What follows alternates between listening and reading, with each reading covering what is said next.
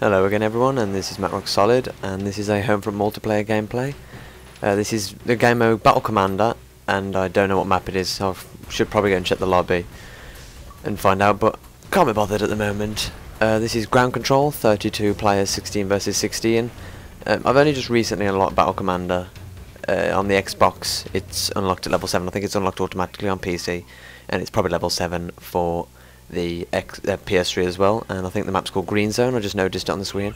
I'm using the Super V SMG, I think it's called, or the Vector, if you played Modern Warfare 2, or if you just know the gun in general, the look of it. I think I got on a little bit of a nice streak at the start. I think I get to about 2 stars notoriety, and then end up getting killed. And then the action kind of dies down at the end of the game. I'm just running around, taking a look at the map, having a look around, and stuff like that. So, sorry about the ending of the game.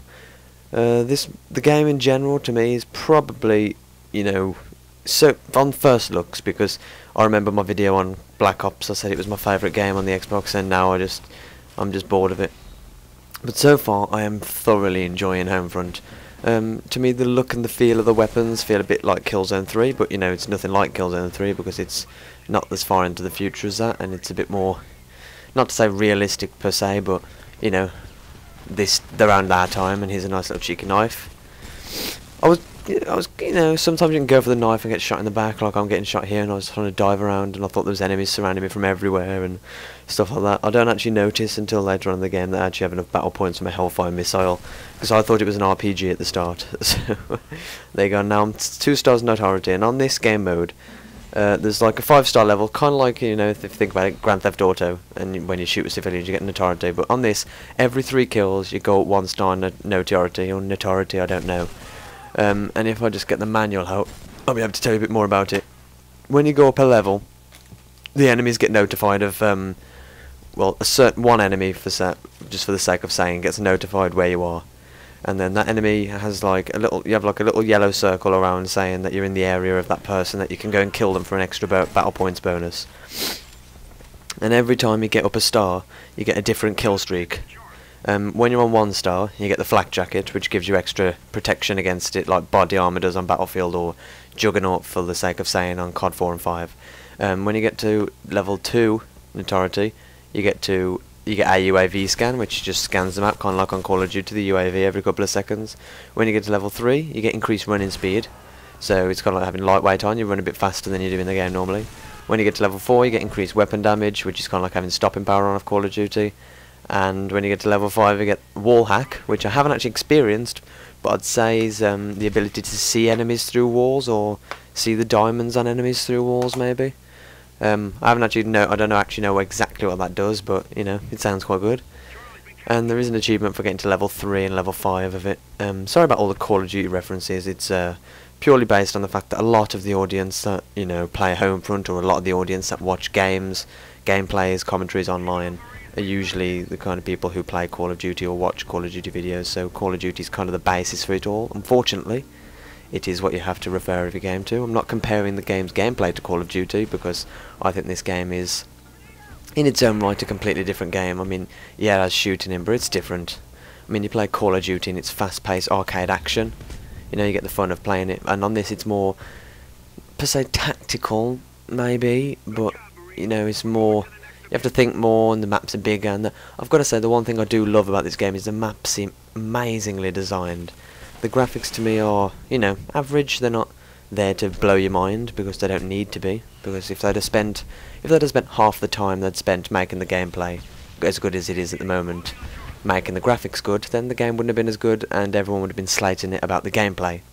But saying it had good graphics, but I think it's better to say the game has better gameplay and average graphics. They're not crap graphics.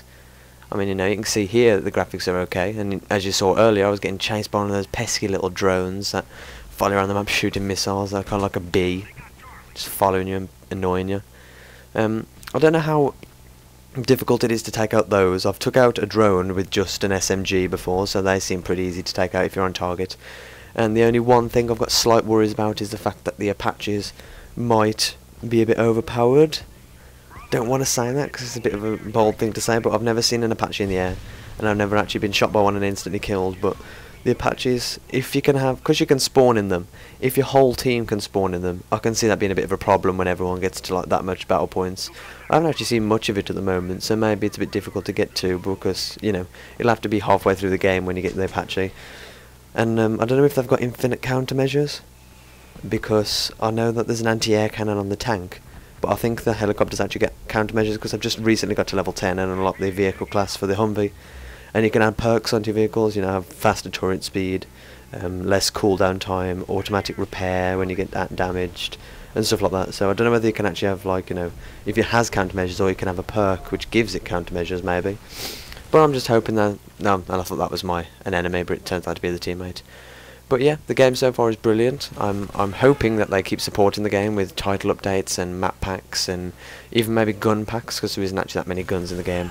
I've noticed that I think there's 13 guns in total if you have the bonus 870 MCS shotgun, I think it is. So there's 13 in total, but I mean, that's not exactly bad. I mean, if I think about the time I play COD, I usually use around about, you know, about 7 or 8 different guns in my custom classes. You know, I stick to the guns which I'm good with, the FAMAS, the AUG, and the, you know, the AK-47 and stuff like that. So having, you know, less guns in the game kind of makes the game more balanced, in my opinion. But hopefully, you know, they could bring out, you know, maybe a free gun pack with like 4 different guns in, just for the sake of it, I suppose. I mean, I like companies that bring out content for the sake of it and not for money. With this game, if they bring out map packs and they've got 3 maps in them and they charge 800 Microsoft points, I'll gladly buy it, because the maps are, you know, quite big. They've got a lot of detail, a lot of verticality. They've got hills, and they've got buildings with indoors and buildings with roofs, second floors. So, you know, 3 maps, 800 Microsoft points isn't that bad when the maps are this big, supporting this many players. So overall, I think it's going to be quite a good game, as long as they keep bringing out content for it, because I think after a couple of months, if you constantly play it, then eventually the fact that there's only going to, like, you know, 8 maps on the Xbox and 7 maps on the PS3 and PC are going to get a bit boring. But if you think about Battlefield Bad Company 2, I think they only had 8 maps when it was first released, and they brought out, even though the maps were redesigned, and they can't really do that for this game. The amount of maps Battlefield has in it now is quite good. I mean, I still play Battlefield, so I can see this game being in my disk drive for a long time. And this is one of the kill streaks I'm using here. Well, not the kill streaks, you know, one of the things you can buy with battle points, I don't know what to call them. What you do is it's just a UAV that flies around, and you just shoot a missile. It's kind of like a Predator missile, but you don't control the missile, you just control where it goes. You can't stay in the air forever in it, trying to line up your target, because it has a limited battery power. And as you can see there, I couldn't see any enemies or get any enemies on target, and I failed. But I have seen people get like 4 kills with 1 shot of that before. I'm hoping, you know, to soon unlock the different kill streaks, because I know there's the white phosphorus is one of them, which looks amazing when it, like, you know, looks epic when the explosion happens. And also there's one of the cluster bomb. I haven't actually seen that, so I'd like to see what that does before I put it on one of my slots, because I feel a bit greedy if I put all of those, you know, a Hellfire missile and a phosphorus grenade on one slot, because I feel like sometimes in this one I'm using the drone as well, which is a little cool thing, you know, pull out and drive around. I mean, they get taken down in a clip of assault rifle ammo, so, you know, they're not exactly really annoying like the RC car. You can hit them and destroy them easy enough, and you can EMP grenade them, because you get the choice of, you know, in your special grenades, you get the choice of, I think it's flashbangs, EMP grenades, C4, and one other thing. I don't know what that is, because I haven't really looked into it. But I always choose EMP grenades, because on a map with vehicles, if you feel like there's a Humvee or something driving towards you, you can just EMP it. And if you've got the rocket launcher on, you can just whip that out and blow it up. So, you know, the game's pretty balanced. So if you were wondering whether you should buy the game or rent the game, I think it's a definite buy, because you're going to buy it for the multiplayer, and if you rent it, you're going to need a battle code to actually get past level 5, so maybe if you're still a bit meh about it, rent the game, check out the multiplayer if you enjoy it, buy the game. If you don't buy it, stick with the games you got. I don't mind, I think it's a really good game. Single player is a bit hit and miss, but, you know, that's about all you can do about that. We got the victory there, and I went 13-6, I think that is. That's like a 2.1 or something KD. It's not bad, I didn't get that many kills. But, you know, it's not about the KD, it's about the fun and winning. So that's about all. Thanks for watching, guys. Subscribe for more Homefront gameplay, and I'll see you next time.